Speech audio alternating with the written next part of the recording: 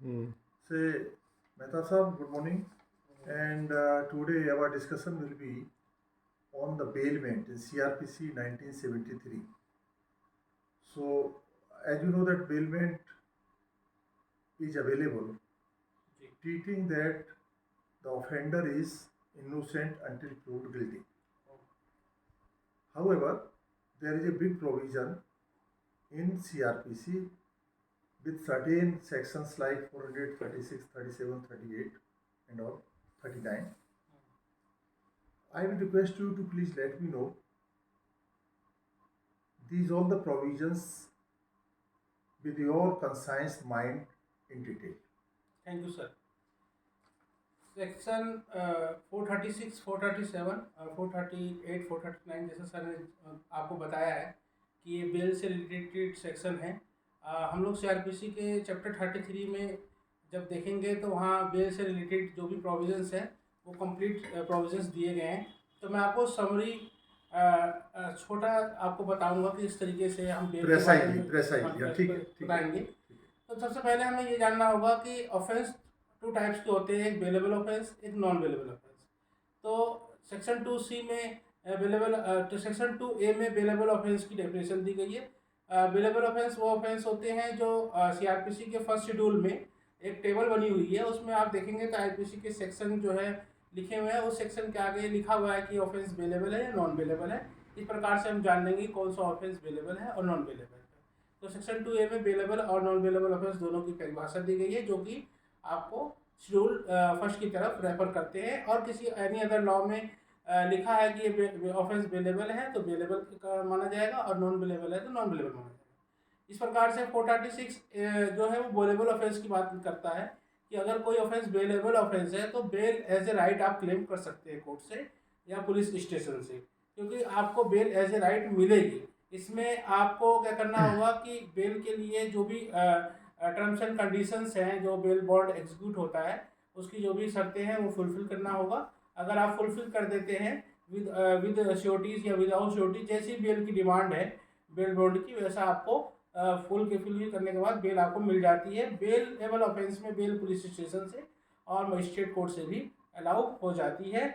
इसमें एक प्रोविजंस और है कि मान लीजिए कोई व्यक्ति है जिसको बेलेबल ऑफेंस उसने किया है, बेल उसको एज ए राइट मिलना चाहिए और वो बेल लेना भी चाहता है, लेकिन कहीं ना कहीं वो विद श्योरिटी होने के कारण वो बेल नहीं ले पा रहा है।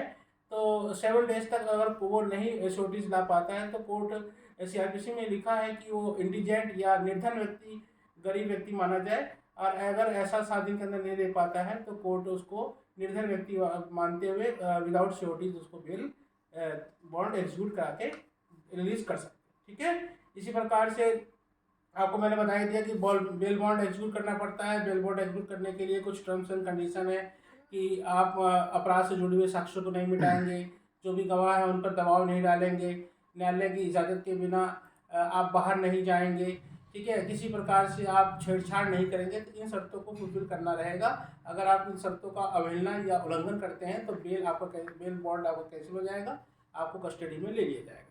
इसी प्रकार से अब हम आएंगे नॉन बेलेबल ऑफेंस के बारे में। नॉन बेलेबल ऑफेंस आप मैंने जैसे बताया कि आप फर्स्ट शेड्यूल में देखेंगे ऑफेंस नॉन बेलेबल है, बेलेबल है। नॉन बेलेबल ऑफेंसेस के लिए 437 सेक्शन सीआरपीसी का एंटरटेन करता है। उसमें लिखा है कि नॉन बेलेबल ऑफेंस में किन किन कंडीशनों में बेल मिल सकती है। जनरली नॉन बेलेबल ऑफेंस में बेल नहीं मिलती है, लेकिन कुछ कंडीशंस हैं जिसमें बेल मिल जाती है।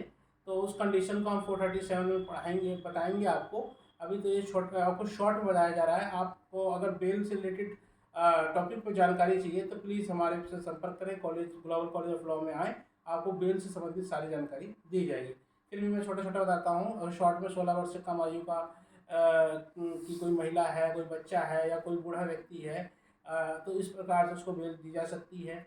कोर्ट के डिस्क्रिप्शन पावर है, कोर्ट को लगता है कि बेलेबल ऑफेंस बेल दे देनी चाहिए तो बेल दे सकते हैं। 437 में काफ़ी प्रोविजंस है, इसको मैं आपको बताऊंगा। इसी प्रकार से 437A है, ये भी bailable of bail as a claim आप क्लेम कर सकते हैं राइट। इसमें लिखा है कि अगर कोई अंडर प्रिजन ट्रायल चल रहा है, अंडर प्रिजन है, जेल में बंद है और ट्रायल चल रहा है, और जो भी उस अपराध की मैक्सिमम सज़ा है, अधिकतम सज़ा है, उसका अगर वो आधा सज़ा काट लेता है तो बेल उसको ग्रांट की जा सकती है। उसमें पीपी को मौका दिया जाएगा सुनने को और उसके बाद बेल दे दी जाएगी।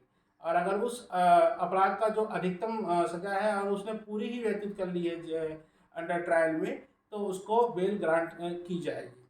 ये 437 ए का प्रोविजंस है। 437 मैंने आपको बता ही दिया। एक 438 है, एंटीसिपेटरी बेल है। एंटीसिपेटरी बेल के बारे में आप लोग सभी लोग जानते होंगे कि एंटीसिपेटरी बेल क्या होता है कि अगर गिरफ्तारी की आशंका है, इसका मेन जो की पॉइंट है वो गिरफ्तारी की आशंका है और गिरफ्तारी जो है बिना युक्तियुक्त कारण के कराई जा रही है, ऐसा बेल क्लेम करने वाला व्यक्ति न्यायालय के समक्ष रखता है कि मेरे को बेवजह परेशान करने के लिए मुझे गिरफ्तार किया जा रहा है या गंभीर अपराधों में फंसाने की कोशिश की जा रही है, तो मुझे न्यायालय बेल दे दे। तो न्यायालय 438 पर विचार करते हुए उसकी बातों को देखते हुए अगर उसको लगता है कि बेल देनी चाहिए एंटीसिपेटरी बेल, तभी उसको एंटीसिपेटरी बेल मिलेगी। ये कोर्ट के डिस्क्रिप्शन पावर पर। कौन सी कोर्ट है मेहता सर इसके लिए? हाई कोर्ट और कोर्ट ऑफ सेशन दोनों ही एंटीसिपेटरी दोनों बेल को की पावर है। लेकिन अदरवाइज लोअर कोर्ट को नहीं, लोअर कोर्ट को नहीं। 439 एक स्पेशल पावर देता है हाई कोर्ट को और कोर्ट ऑफ सेशन को बेल के लिए कि हाई कोर्ट और court of session bell grant कर सकते हैं। वो कोर्ट की स्पेशल पावर है। अगर उनको लगता है कि बेल दे देना चाहिए तो बेल उसको दे दी जाएगी। इसी प्रकार से हम आपको बताएंगे। आपको रेगुलर बेल के बारे में मैंने बताया था, 437 रेगुलर बेल होती है और 436 भी बेल है, रेगुलर बेल में ही आती है।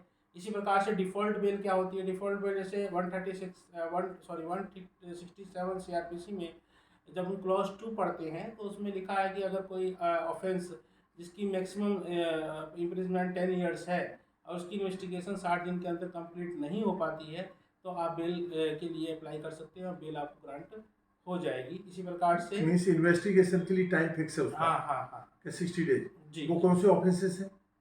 उसमें जो 10 साल तक के जो अपराध आते हैं, 10 साल या 7 साल? नहीं 10 साल, 10 साल तक के अपराध जो है उसमें कवर होते हैं। 10 साल का इम्प्रिजनमेंट जिसमें है। तो उनको 1 साल से लेकर या 0 से लेकर 10 साल तक जो भी अपराध हैं तो हम उसको 60 दिन में 60 दिन में। और 10 साल से ज़्यादा या हीनस क्राइम है तो उसमें 90 दिन का टाइम मिलता है आपको और 90 दिन चार्जशीट पेश करने के लिए। ओके तो 90 दिन पूरा हो जाएगा तो बाई डिफॉल्ट कोर्ट कौन सी कोर्ट देगी? Same court? हाँ, जो भी कोर्ट में केस है कॉम्पिटेंट कोर्ट वर्ड यूज करना बेहतर होगा। राइट। अच्छा, तो इसी में मैं ये जानना चाहता हूँ कि जैसे कि 90 डेज हो गया और कोर्ट उसको जमानत नहीं देती है, तो सब में मिल सकती है या कैसे बना नहीं की जा सकती है? 90 दिन का आपने क्लेम किया है, कोर्ट को लगता है कि 90 दिन में अंडर सेक्शन 167(2)।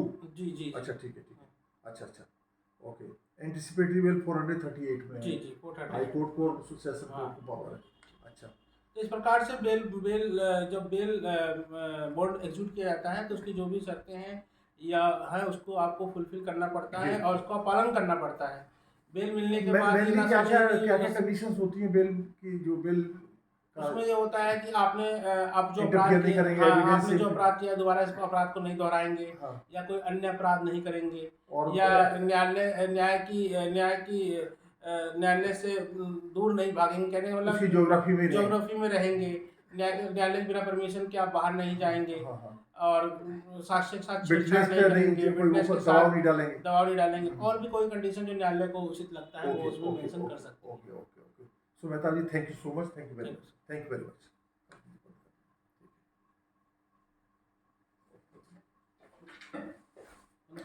सो मेहता साहब, थैंक यू वेरी मच। अच्छा कर